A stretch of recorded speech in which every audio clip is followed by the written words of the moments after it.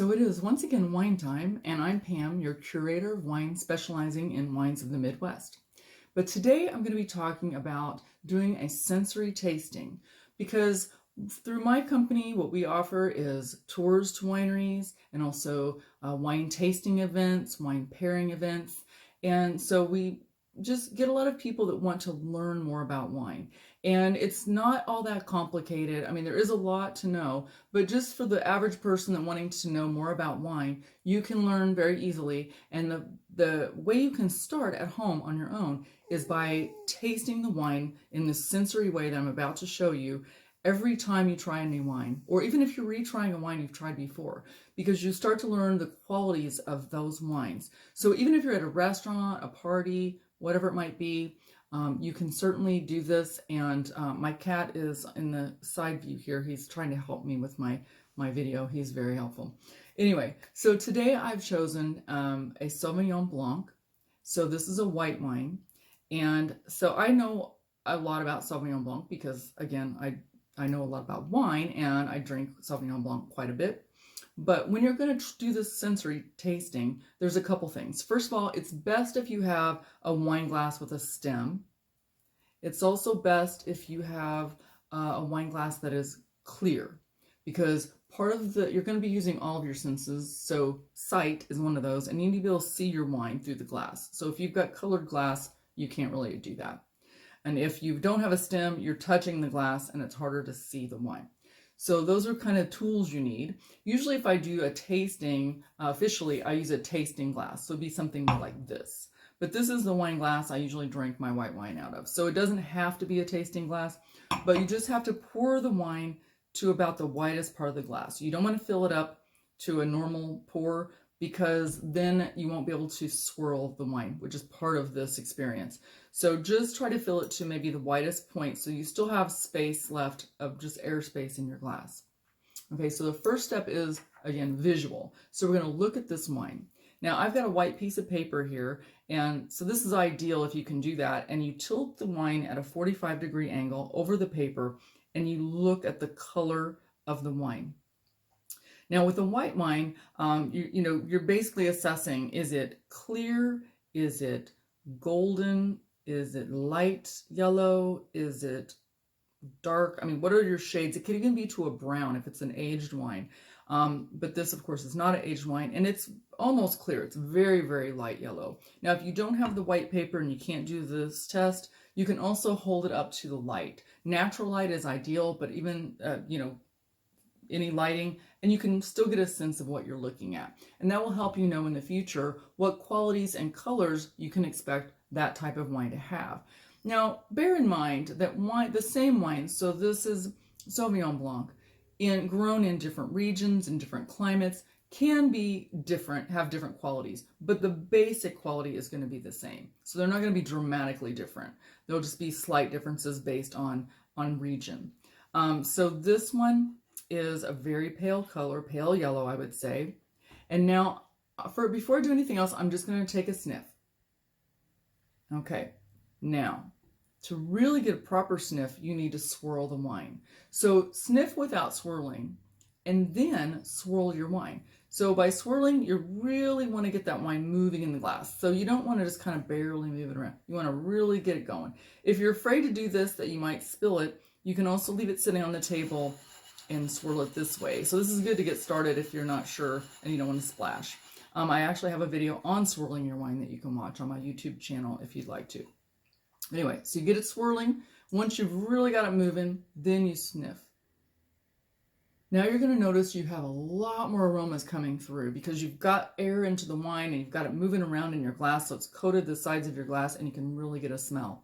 Now when you're sniffing your wine, take a big deep breath and then think about what you're smelling.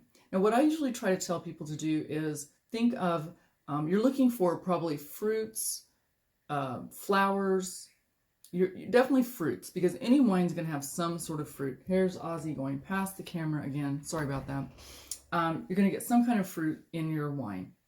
But then it could be also floral. It could be herbaceous. It could be grassy. It could be smoky. I mean, there's so many different things. that you could find. And you just kind of pick out what you can gather. You're not expecting to be a wine expert right now. You just want to kind of start picking up, okay, so this is what Sauvignon Blanc smells like. Okay, that way when you go to buy some more, you know what to expect.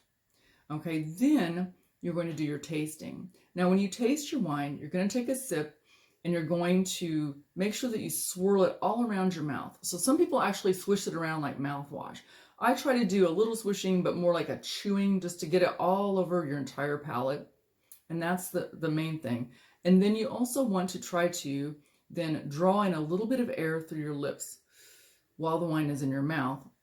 And then after you swallow the wine, exhale back out through your nose. So then you're connecting all of your senses. Your smell and your taste are very tied together anyway. And when you draw that air in through your mouth, breathe out through your nose, you're getting what they call retronasal aromas and flavors. And so that's the best way to do it. So I'm going to do it first, just the basic swishing and swallowing, and you still will get the flavors on that. So this is the easy way to do it.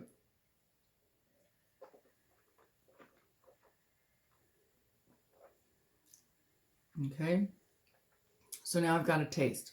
But if you want to do the drawing in the air and breathing out, this is how that goes. It's not very attractive, but it's what we do.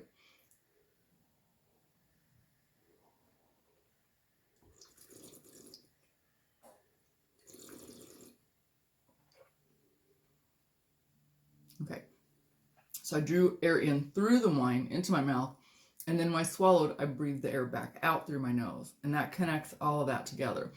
But at first, you may feel uncomfortable doing this swish, this sort of sucking in the air, and you can, if you're not careful, drool wine back out. So it takes a little practice with the intake of the air. But just the swirling it around in your mouth and the swallowing, you should be able to do that with no problem. If you want to do the practice drawing the air in, that's a good thing to practice because it really does affect what you're tasting, but it can be a little tricky and you don't want to drool wine on yourself if you're out somewhere. So practice that one at home by yourself.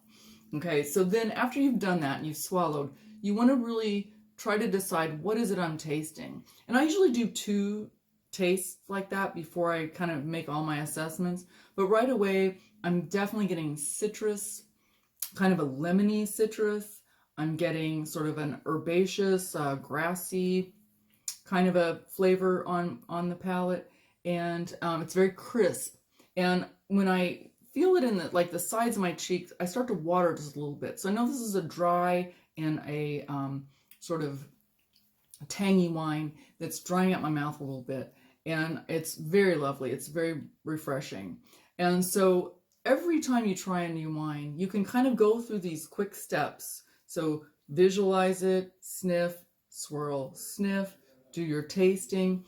And as you're doing those things, you're always thinking about what it is that you're smelling and tasting. And that's going to help you to learn that wine. So I know these are some of the characteristics of Sauvignon Blanc.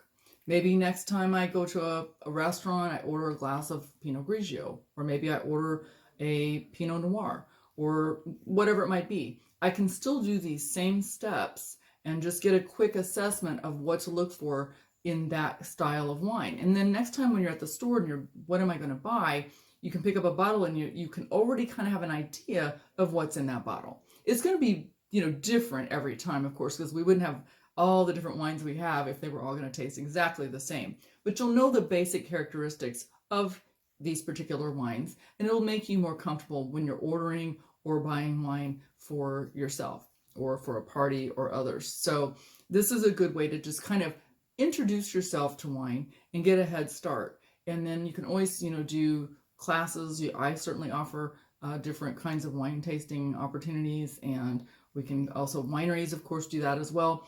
But the more you do tastings, the more you learn and the more you know about what you like and what you can experience with the different wines. So another thing you can do is you can look at the wine bottle itself. So the wine bottle will give you a lot of clues, and not always, but usually you can get some information off of the wine bottle. And one of the things that you can learn is, like in this one, first of all, I know this is Sauvignon Blanc, so that helps me. But on the back of the label, sometimes they give you tasting notes or tips, and this one does. So this one tells me that this is originally from California in the USA. It tells me it's a dry wine. It has, the style is light bodied, which gives you how heavy it's going to be on your palate. The notes, it says notes of citrus, lemon, and apple. So that's what you would be looking for. And then it tells me, even offers some food pairings. So seafood, light pasta dishes, and poultry it suggests. And then it also tells me the temperature. It says best when served chilled. So sometimes, now that's a lot of information. Not all wine bottles have that kind of information, but you certainly want to read and see what you can glean from the bottle before you buy and taste the wine. And then that will give you a head start as well. So hopefully this has helped you a little bit. I'm going to be doing more sensory tastings of different styles of wine and even comparisons. So please check out my YouTube at Pam's Passport, or also my Facebook page at Wine-O Tours.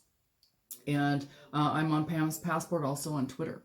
So please take a moment to check those things out and stick with me, and I'll be offering some more educational experiences for you. And now it is wine time. Cheers.